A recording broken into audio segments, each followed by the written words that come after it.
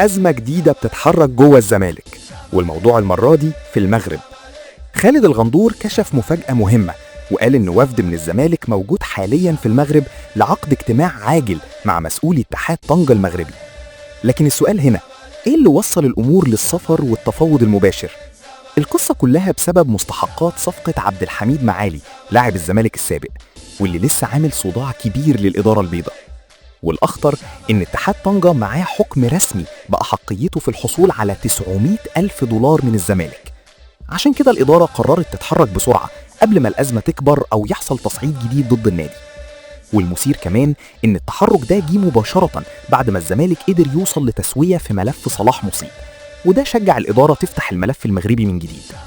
وفد الزمالك المكون من عبد الرحمن إسماعيل مدير التعاقدات وشريف صفوت مدير شؤون اللاعبين الأجانب، هدفه الأساسي إنهاء الأزمة بشكل ودي يرضي كل الأطراف ويحافظ على استقرار النادي. يا ترى الزمالك يقدر يقفل الملف نهائي، ولا الأزمة لسه فيها مفاجآت جديدة؟